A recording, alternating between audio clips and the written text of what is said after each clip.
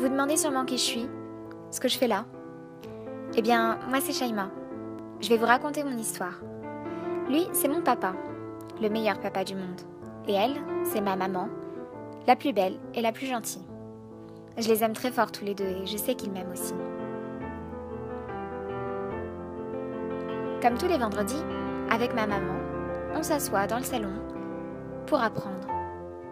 Mais pas apprendre n'importe quoi, on apprend du Coran, la parole de Dieu. Ce sont des mots qui sont le printemps de mon cœur.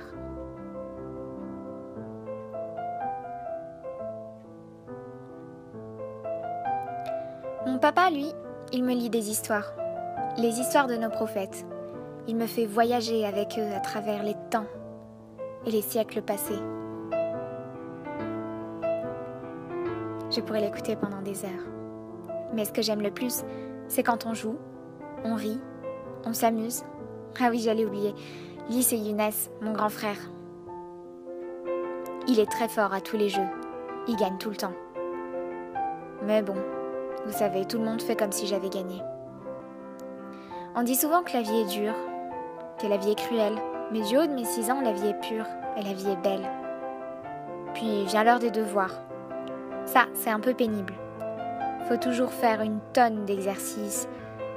Et puis, il faut aussi apprendre une tonne de leçons. Mais heureusement que mon papa, il est là pour m'aider. Oui, parce que mon papa, c'est le plus fort.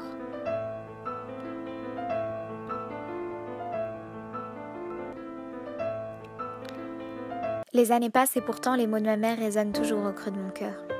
Et aujourd'hui, au sommet de mes 20 ans, je souris à la vie.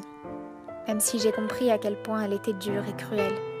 Quelles que soient les épreuves, il faut continuer d'avancer.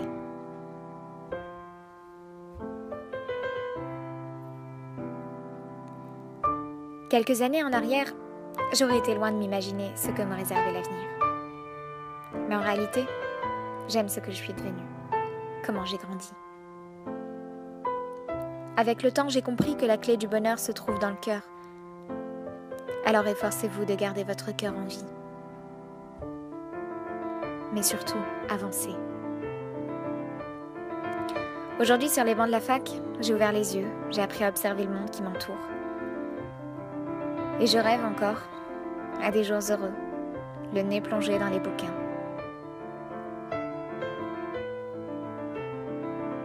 J'aime lire, apprendre et découvrir par moi-même pour donner un sens à ma vie.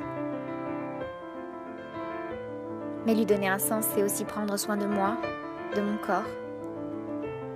C'est se ressourcer, mais aussi remplir ses poumons d'un oxygène vital.